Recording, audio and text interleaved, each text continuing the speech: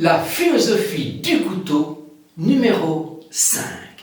Après l'épisode de Jésus à 12 ans, une phrase de Matthieu retient toute notre attention, ainsi que celle de Marie Balmary, Le sacrifice interdit, Freud et la Bible aux éditions Grasset. Jésus, dit-il, en tout cas c'est Matthieu qui le dit, qui l'écrit, Jésus n'apporte pas la paix, mais le couteau. Matthieu 10, 34, 36. Ne pensez pas que je vienne jeter la paix sur terre. Je ne viens pas jeter la paix, mais l'épée. Oui, je viens dresser l'homme contre son père, la fille contre sa mère, la bru contre sa belle-mère, ennemis de l'homme, les gens de sa maison. Toute petite parenthèse, j'ai été frappé du fait que, dans ce texte, il n'est pas fait allusion à la relation beau-fils, beau-père. Curieux, non.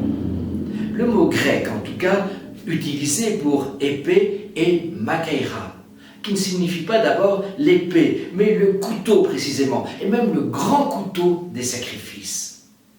À quoi sert le couteau quand il s'agit de ce texte? Il sert à différencier, justement, à séparer ce qui pourrait ne faire qu'un, si aucun couteau n'arrivait.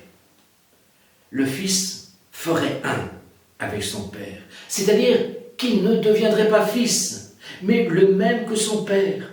C'est ce qu'on appelle aussi un palimpseste. Un palimpseste du grec ancien, palimpsestos, gratter de nouveau, est un manuscrit constitué d'un parchemin déjà utilisé, dont on a fait disparaître les inscriptions pour pouvoir y écrire de nouveau.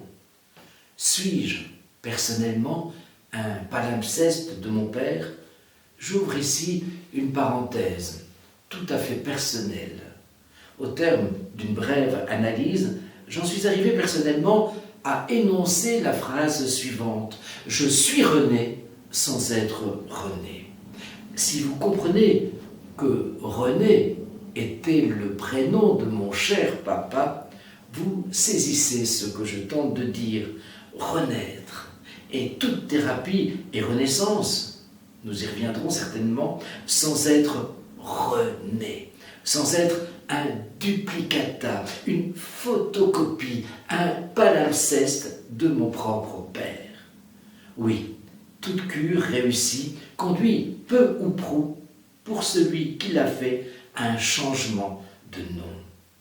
Si nous revenons à la phrase « Je viens dresser l'homme contre son père, la fille contre sa mère, la bru contre sa belle-mère », nous comprenons donc qu'elle signifie bien qu'il ne faut pas aimer son père ou sa naissance plus que sa propre naissance, sinon le jeu n'est pas possible.